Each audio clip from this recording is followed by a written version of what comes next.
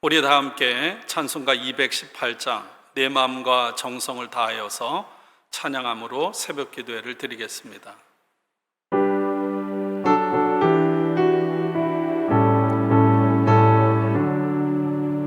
내 마음과 정성을 다하여서 주 너의 하나님을 사랑하라. 내 몸을 아끼고 사랑하듯 형제와 이웃을 사랑하라. 주께서 우리에게 명하시는 그 명령 따라서 살아가리. 널 미워해치는 원수라도 언제나 너 그렇게 사랑하라. 널 핍박하는 자 위에서도 신실한 마음으로 복을 빌라. 주께서 우리에게 명하시는 그 명령 따라서 살아가리. 나 항상 주님을 멀리하고 형제를 사랑하지 못하였다. 이러한 죄인을 사랑하사 주께서 몸버려 죽으셨다. 속죄의 큰 사랑 받으니 내 생명 다 바쳐 충성하리. 아멘.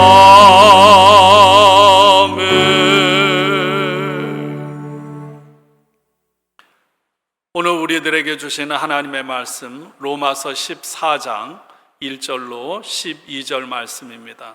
우리 다 함께 봉독하겠습니다. 믿음이 연약한 자를 너희가 받되 그의 의견을 비판하지 말라. 어떤 사람은 모든 것을 먹을 만한 믿음이 있고 믿음이 연약한 자는 채소만 먹느니라.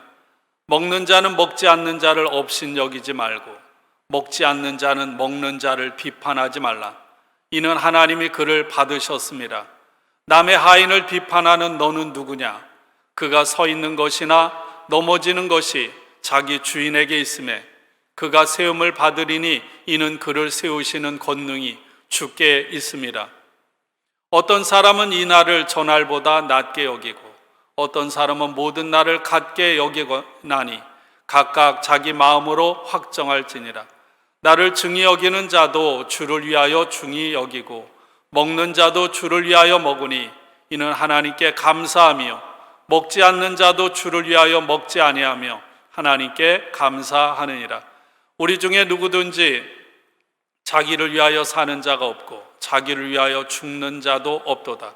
우리가 살아도 주를 위하여 살고 죽어도 주를 위하여 죽나니 그러므로 사나 죽으나 우리가 주의 것이로다.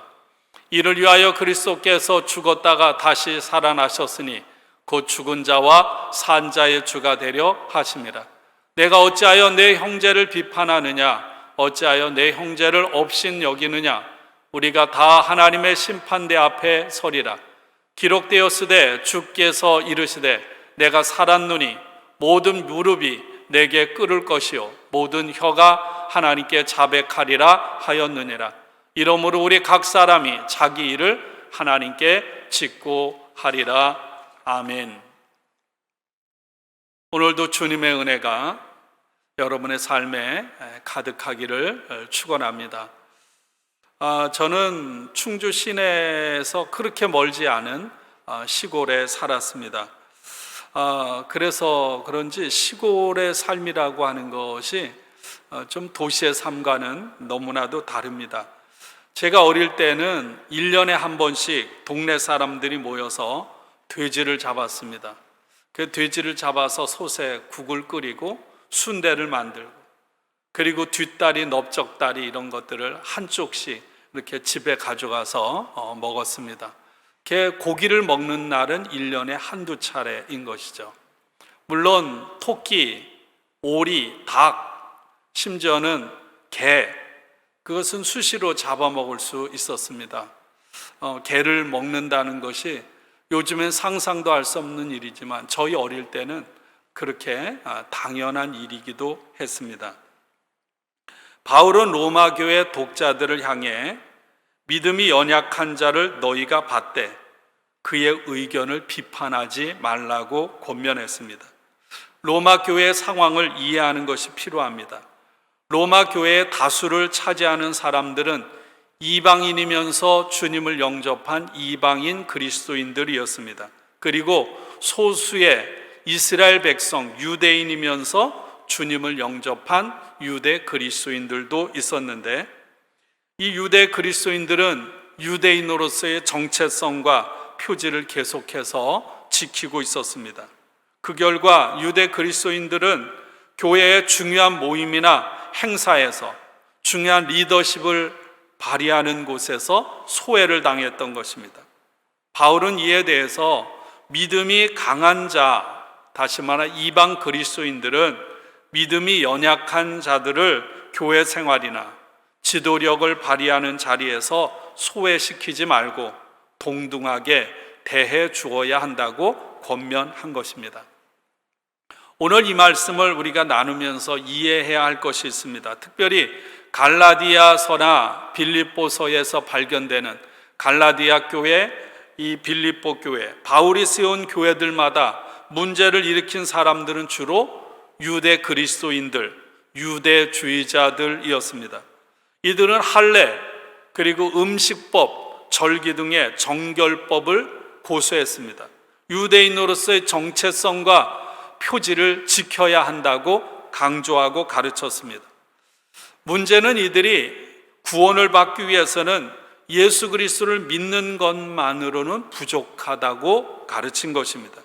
구원을 받기 위해서는 예수 그리스도를 믿는 믿음에 더해서 유대인들의 할례, 정결법을 지켜야 한다고 주장한 것이죠. 사도 바울은 이에 거짓 교사들과 그 가르침에 유혹을 받는 사람들을 저주하면서 강하게 반대했었습니다. 그러나 바울은 로마 교회의 유대 그리스도인들을 오늘 말씀에 비난하거나 저주하지 않습니다.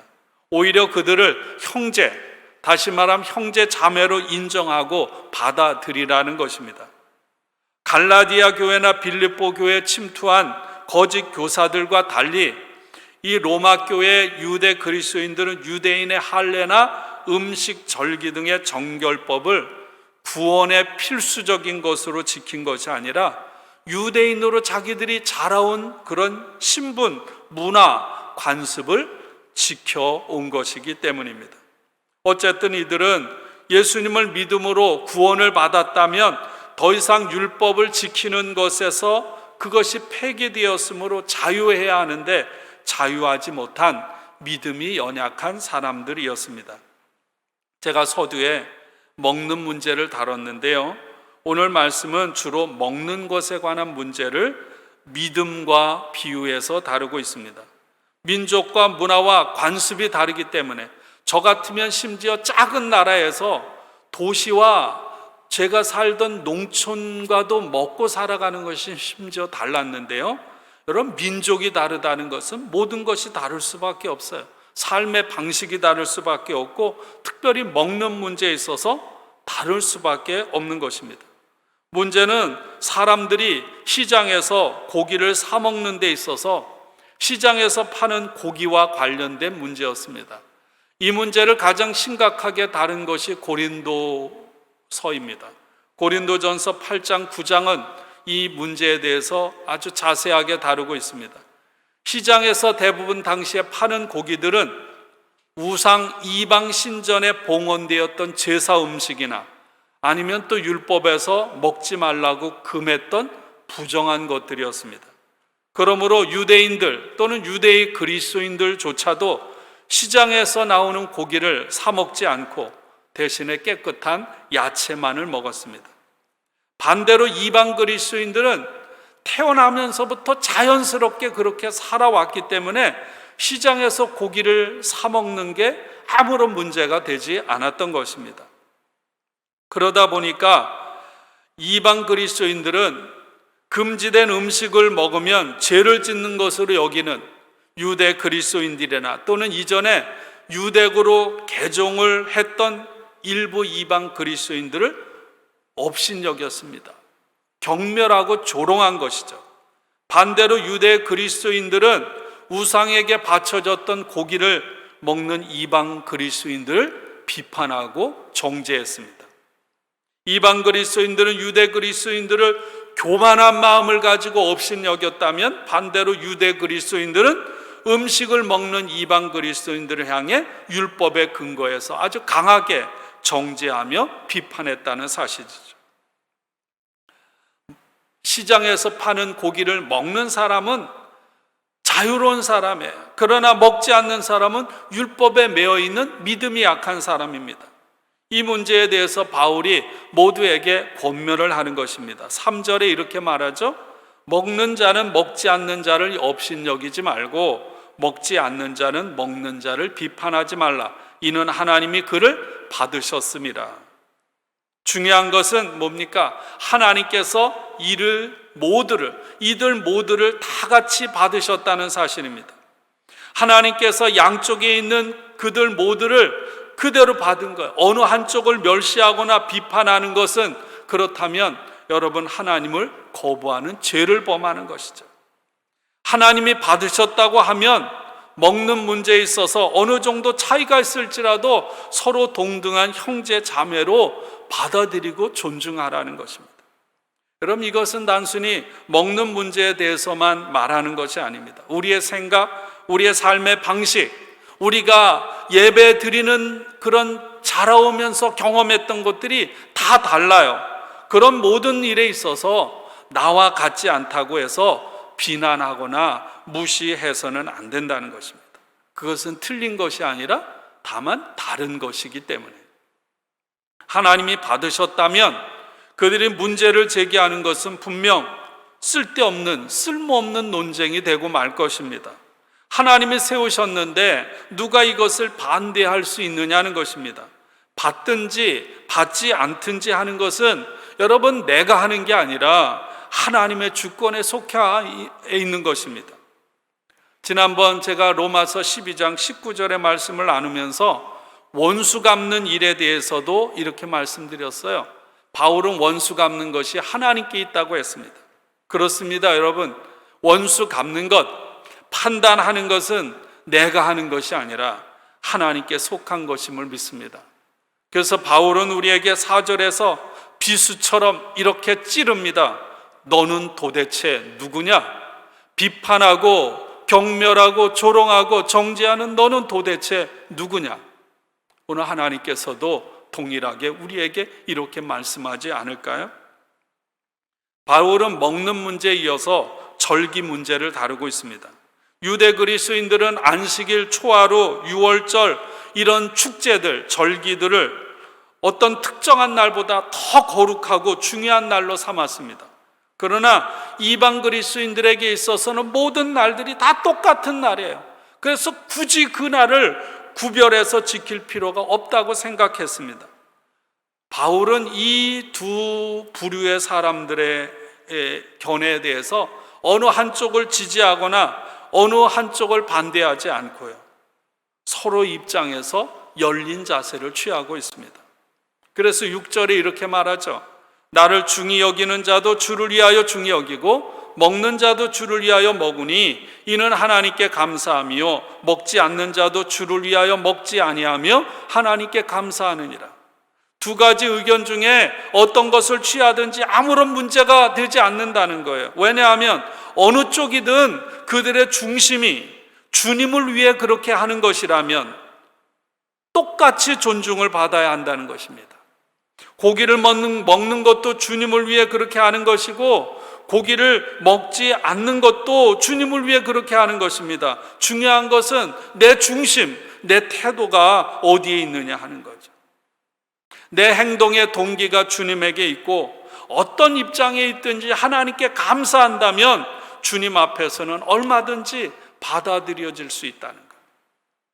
바로 이것이 오늘 우리들이 그리스도인으로 살아가면서 저와 여러분들에게 주는 삶의 태도, 삶의 본질이라고 할 수 있겠습니다.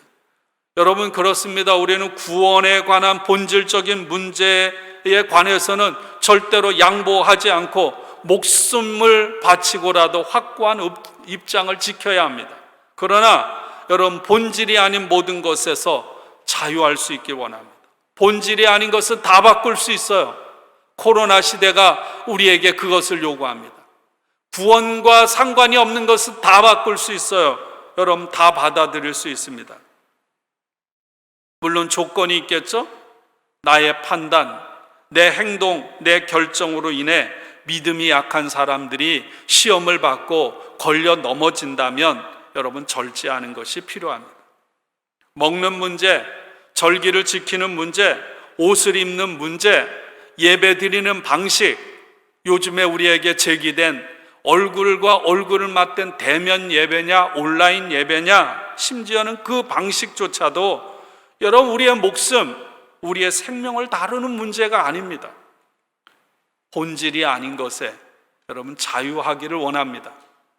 사람마다 성향이 다르고 기질이 다르고요, 호불호, 기호가 다릅니다. 그러므로 서로 양보하고 상대방을 입장을 존중하는 것이 필요하다는 것이죠. 먹든지 안 먹든지 어떤 날을 중히 여기든지 똑같이 여기든지 주님을 위해서 하나님께 감사한다면 하나님은 그것을 인정하고 받으신다는 것입니다. 8절 말씀입니다. 우리가 살아도 주를 위하여 살고 죽어도 주를 위하여 죽나니 그러므로 사나 죽으나 우리가 주의 것이로다. 여러분, 어떻게 우리가 주님의 것이 되었습니까?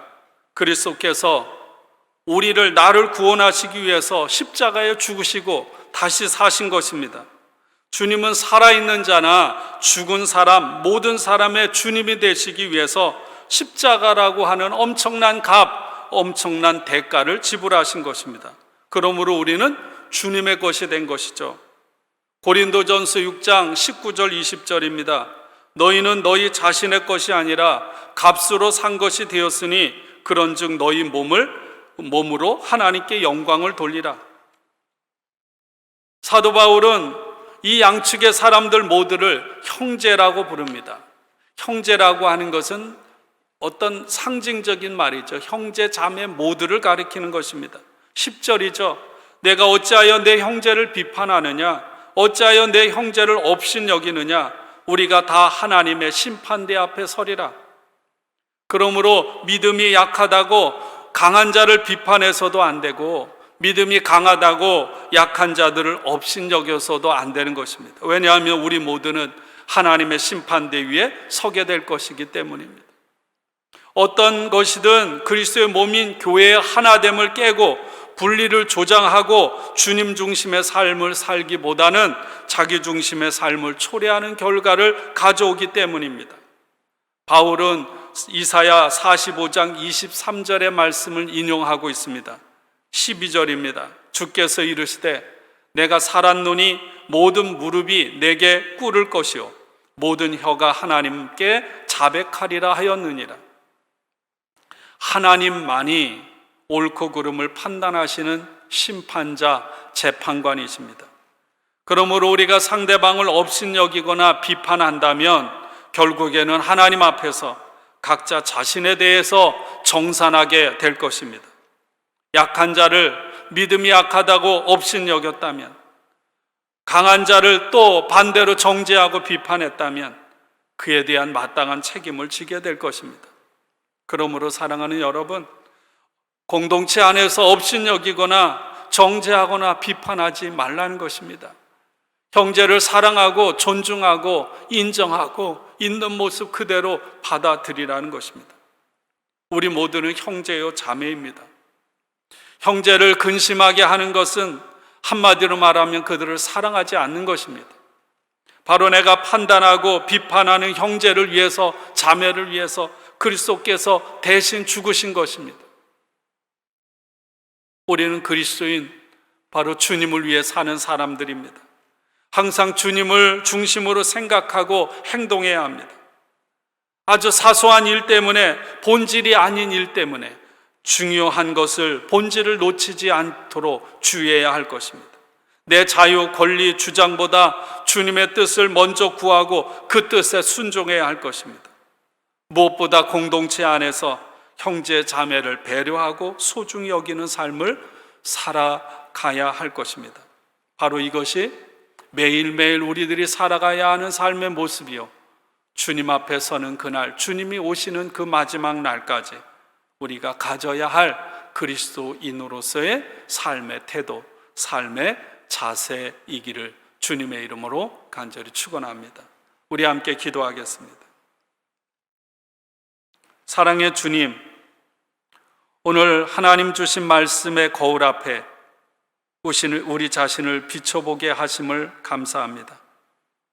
하나님, 우리들 또한 수없이 경멸하고 교만하고 정죄하고 비판하고 판단하며 살아왔습니다.